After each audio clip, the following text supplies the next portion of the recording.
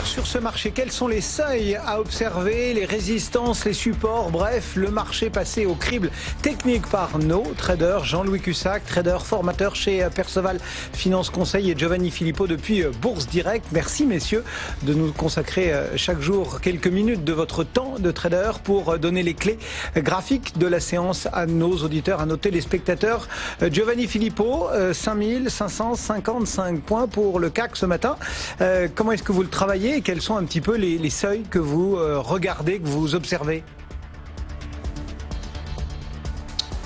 Plutôt de l'alternance ces derniers temps, comme je vous l'ai signalé la semaine dernière. Je pense que le timing événementiel invite à privilégier quand même l'alternance en amont des prochains catalyseurs. On aura la Fed mercredi, sachant que la bourse de Paris sera fermée mercredi. On verra si jeudi matin il y aura un écart significatif ou pas, si la volatilité signera son retour ou pas. Pour l'instant, on plafonne depuis bientôt 6 séances dans un marché qui reste bien cadenassé. Les prix évoluent au sein d'un corner bien arbitré.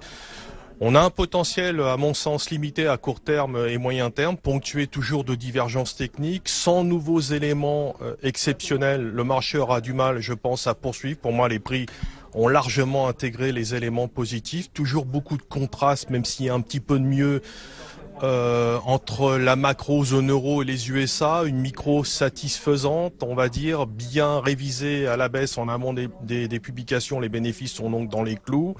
Voilà, mercredi, c'est donc la Fed. Est-ce que Jérôme Powell voudra reprendre un peu la main ou restera-t-il dans l'ombre de Donald Trump? La question se pose au moment où l'économie américaine justifie moins, à mon sens, une politique monétaire ultra accommodante.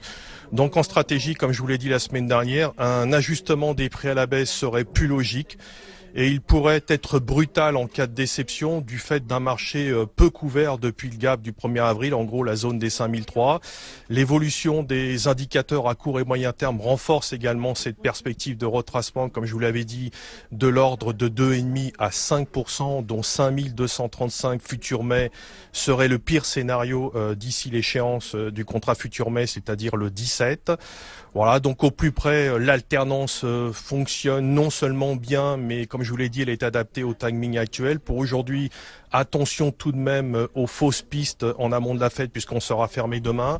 On peut arbitrer la zone 5508-5501. La sortie de la figure en place bientôt depuis 6 séances pourrait induire une réplique de l'ordre de 1 à 2%. Je crois pas à un fort on verra bien. Donc jeudi, sur le fond et à court terme, je maintiens tout de même une préférence à l'achat, mais plus en repli, au-dessus de 5342 et qui plus est au-dessus de 5380. Donc voilà, méfiance en amont de la Fed sur un marché qui plafonne un petit peu mais qui ne donne pas de signes négatifs pour l'instant. Giovanni Filippo, donc depuis Bourse Direct.